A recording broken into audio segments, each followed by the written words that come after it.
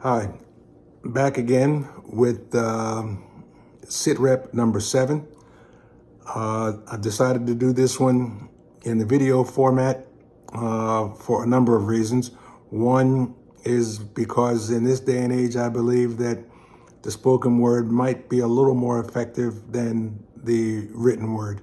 People just don't want to take the time to read anymore. They want stuff quick and fast and with instant gratification. Well, I don't know how much gratification you'll get out of this, but I'm going to do it this way anyway. The theme for this one, or the underlying theme, is a phrase. It's called compared to what? Now that comes from the origin is back when I was in college in another century.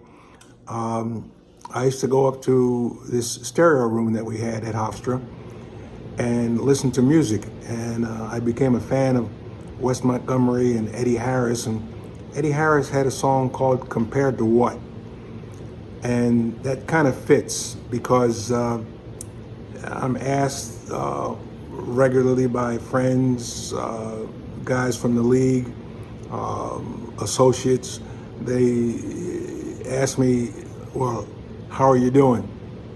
And I really don't know what to say. I don't know where I am in this whole thing. It's I don't know. It's kind of like I've gotten over the initial, I don't even want to call it shock from being told that I'm terminal and whatever that means. It isn't so much the physical as possibly the mental aspect that gets into this cancer thing right now. There are some increasing physical discomforts that I can deal with. It's more the mental part that is slowly becoming a problem. To answer the question, how are you doing? Like I said, if there's a pain here and there, I can deal with that. But it's that, I don't know, that uncertainty of knowing, well, what comes next? What should I do? What can I do? But there's so much going on right now, not just with me, but in the world in general, that compared to what kind of sort of fits my answer about how I'm doing. I've had some real feel-good moments. The last couple of days, I got calls from Dale Davis and Quintus Brower, two of the guys that were my favorites back when I was playing in college. It was great to catch up with them and Dale's wife Val and talk to QB about what has been going on in their lives in the last 40 some years. I made a video and sent it to another one of the Hofstra guys, Bob McKillop. And it's funny because it sort of fits today's scenario. When we met, we were enemies. You know what I mean? I'm not going to go into the whole story, but there was a mutual respect despite the competitive aspect of it. And that respect grew into friendship. And when I look around today, let's take the current political situation. If you don't agree, you're wrong, and et cetera, and it leads to what it has led to. So how are things today? Question is, compared to what? Compared to the way it used to be? I just wrote a little dissertation on the status of the basketball game today with referees. And, you might ask, well, what does that have to do with it? Well, I've always said that sports is a microcosm of society. And things that you do on the court will eventually show up in real life also. And that's where we are. Has the game changed? Is it better? Is it worse? And I say, compared to what? Compared to the way it used to be, when it was fun to play and you could have discussions with players kind of sometimes meaningful discussions during a game, and afterwards you were friends. And today, people just trash you for being different or doing something the way that they don't do it. It's getting to the point where you really have to be careful about what you say, who you say it to, how you say it. So are things better compared to what? I still think that the old days, they weren't just different.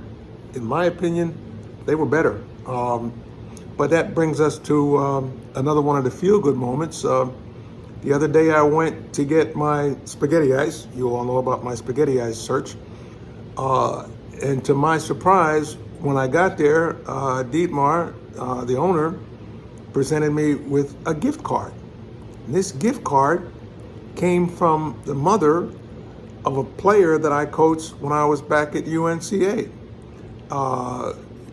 You talked about a feel-good moment. Well, the situation at UNCA didn't end well, but to get a gift certificate, to have her go through the stress of finding out where this place was, calling the individual who owns it, and getting this gift card set up to give to me when I came in, kind of makes me feel good about where I was as a coach and as a person, because there's obviously a relationship there that was built during that time, and it's a pretty good feeling. There are times when you doubt what you've done, and sometimes a little bit of reinforcement from your past makes you feel a little better. Which brings us to the final portion of this. In answer to your question, how am I doing? Physically, it's hard to say. Like I said, it's compared to what? Compared to what I used to be? I used to be able to get up and, run 3 miles, 4 miles. Now, it takes me the same time that I used to use for that to do 1 mile. So how am I doing? I guess that's not a fair comparison, but physically I can deal with it. But it's the mental stuff. I find myself distancing myself from people, maybe because I'm just tired of trying to answer the question of how are you doing? I find myself becoming more reclusive and getting out and about less. I don't know if that's the result of what's going on, or is it just the insecurity? In fact, I got a refill of a medication yesterday, and on the label, my doctor says, and this is written on the label, if you detect a change in mood or behavior, call me right away. Now, I don't quite know how to deal with that statement.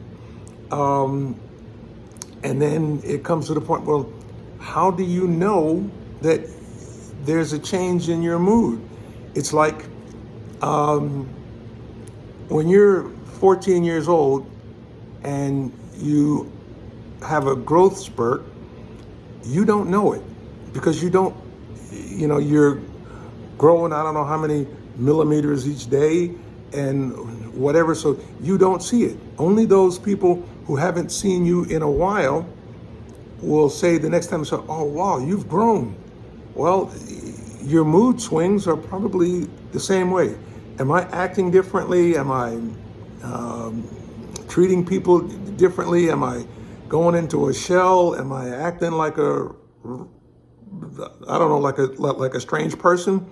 I don't know. I look in the mirror every day and I see the same person because I don't see the change because it might be too small for me to see.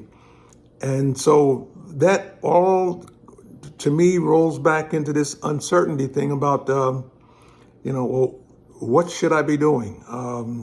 How should I be preparing? What's coming? I have no clue. So bottom line, I'm doing okay. If I'm not responding as much as I used to or putting out as much stuff as I used to, it's just, there's nothing wrong. So that's where we are. See you next time.